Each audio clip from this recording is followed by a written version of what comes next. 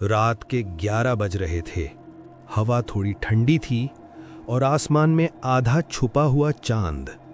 आज से 3 साल पहले महाराष्ट्र के एक छोटे से शहर के कोने में एक पुराना हॉस्टल था। नाम था JSK बॉयज हॉस्टल, लेकिन आसपास के लोग उसे एक ही नाम से जानते थे, हॉन्टेड हॉस्टल। ये कहानी है प्रीतम की, एक सिंपल लड़का जो अपनी इंजीनियरिंग की पढ़ाई के लिए शहर में आया था। उसने सस्ता रहने के लिए वही पुराना हॉस्टल चूज किया, क्योंकि उसके पास ज्यादा पैसे नहीं थे। जब प्रीतम हॉस्टल के गेट पर पहुंचा तो गेट पर एक पुराना सा बोर्ड लटक रहा था। पेंट उतर चुका था और उस पर लिखा था, स्टे इफ यू डेयर। प्रीतम हंस दिया। ड्रामा लगता है, उसने सोचा। अंदर जाते ही उसका सामना हुआ वार्डन से। एक बूढ़ा आदमी, सफेद बाल, आंखों में अजीब सी खामोशी। रूम नंबर 13, वार्डन ने धीरे से कहा। प्रीतम थोड़ा कंफ्यूज हुआ। 13? कोई और रूम नहीं है क्या? वार्डन ने सीधा आंखों में देखते हुए बोला, या तो 13 या फिर बाहर। प्रीतम ने बिना सोचे हां कर दिया। रात के 2 बजे प्रीतम अचानक उठ गया। उसे लगा किसी ने उसका नाम लिया। प्रीतम। आवाज बहुत धीमी थी, जैसे कोई दूर से बुला रहा हो। उसने इधर उधर देखा, रूम में कोई नहीं था। फिर अचानक दरवाजा अपने आप धीरे खुल गया। प्रीतम का दिल जोर से धड़कने लगा।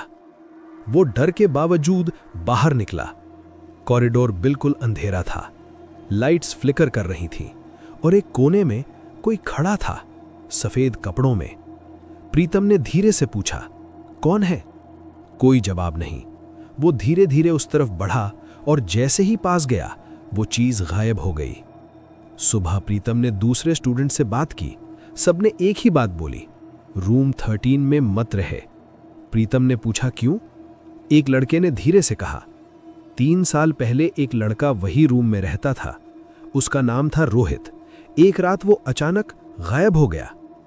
लोग कहते हैं उस रात उसने भी किसी की आवाज सुनी थी और फिर कभी वापस नहीं आया।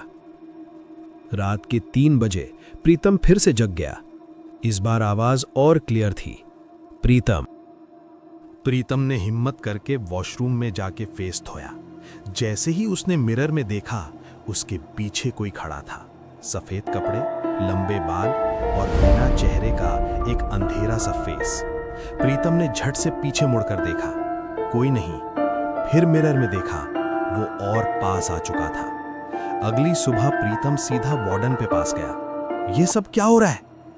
वार्डन चुप रहा, फिर धीरे से बोला, रोहित ने सुसाइड नहीं किया था, उसे किसी ने बुलाया था। हर साल एक नया लड़का चुनता है, अब उसकी बारी तुम्हारी है। रात के 12 बजे प्रीतम ने डिसाइड किया आज सच का सामना करेगा। जैसे ही घड़ी ने 3 बजाए, रूम का टेम्परेचर अचानक गिर गया। दरवाजा जोर से बंद हो गया और आवाज आई, तुम मेरे साथ चलो। रूम की दीवार पे खून से लिखा हुआ था, हेल्प मी, और एक शैडो धीरे धीरे प्रीतम की तरफ बढ़ रही थी। प्रीतम चिल्लाया, तुम कौन हो? आवाज आई, मैं वो हूं जिसे किसी ने नहीं बचाया। अचानक प्रीतम को सब समझ आ गया।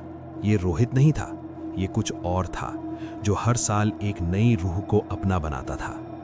अगली सुबह रूम 13 का दरवाजा खुला मिला। अंदर कोई नहीं था, बस दीवार पे एक नया नाम लिखा था, प्रीतम। अगर कभी तुम्हें सस्ता हॉस्टल मिले और रूम नंबर 13 दिया जाए तो एक बार जरूर सोचना,